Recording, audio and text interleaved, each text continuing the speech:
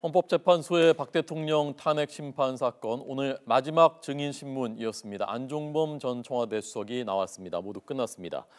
이제 오후에 변론이 재개되는데 여기서 박 대통령이 직접 헌재에 나올지 박 대통령 대리인단이 밝힐 것으로 보입니다. 이 문제를 오늘까지 밝혀달라고 헌재가 요구했기 때문에 여기서 최종 변론도 연기할지까지 같이 잠시 뒤면은 윤곽이 드러날 것 같습니다.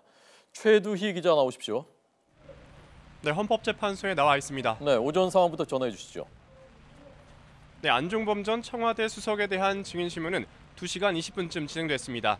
주로 미르와 K스포츠재단 설립 경위와 박 대통령의 관여 여부 등에 대한 질문이 집중됐는데요. 안 전 수석은 미르재단이 원래 300억 원을 모금하려 했지만 기업의 호응이 좋아 500억 원 정도 기금이 모였다고 증언했습니다. 특히 이승철 정경련 부회장이 증액을 먼저 제안해 대통령에게 보고했다고 밝혔습니다. 하지만 이런 주장은 안 전 수석으로부터 일방적인 연락을 받고 기업에 증액 요구 전화를 했다는 이승철 부회장의 증언과는 반대됩니다. 증인신문에 앞서 헌재는 심판 진행을 방해하는 행위를 경고하기도 했는데요. 이정미 헌재소장 권한대행은 사법권 독립과 재판의 신뢰를 훼손하려는 여러 시도에 매우 우려를 표한다면서 재판 진행을 방해하는 행위를 삼가길 바란다고 강조했습니다. 오후 2시에 증인으로 채택된 최순실 씨는 지난달 16일 헌재의 증인신문에서 진술을 많이 해 더 진술할 것이 없다며 헌법재판소에 불출석 사유서를 냈는데요. 이에 따라 재판부는 최 씨의 불출석 사유서를 검토해 이를 받아들일지 결정할 것으로 보이지만 사실상 최 씨의 증인 채택을 취소할 것으로 예상됩니다.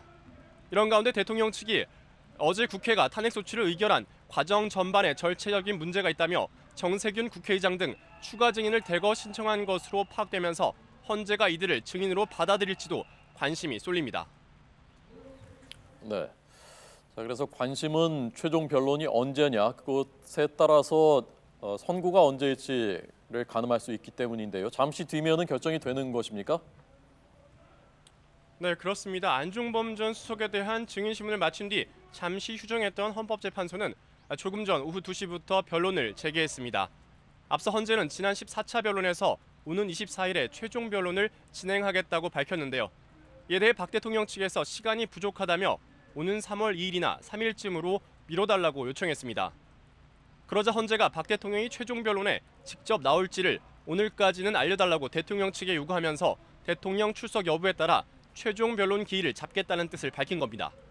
앞서 대통령 측 대리인단은 내부 논의 결과 대부분이 대통령의 헌재 출석이 유리하다는 의견을 박 대통령에게 직접 전달한 것으로 확인됐는데요. 이에 따라 오후 변론에서 대통령 측이 어떤 답변을 내놓을지에 관심이 쏠리고 있습니다. 만약 대통령이 출석하더라도 헌재가 최종 변론일을 오는 27일이나 28일로 잡을 경우엔 이정미 헌재소장 권한대행이 퇴임하는 3월 13일 이전에 선고가 가능할 것으로 보입니다. 하지만 만약 최종 변론일을 3월 초로 미룰 경우엔 3월 13일 이전 선고가 조금 어렵지 않겠냐는 전망도 나오고 있습니다. 지금까지 헌법재판소에서 YTN 최두입니다.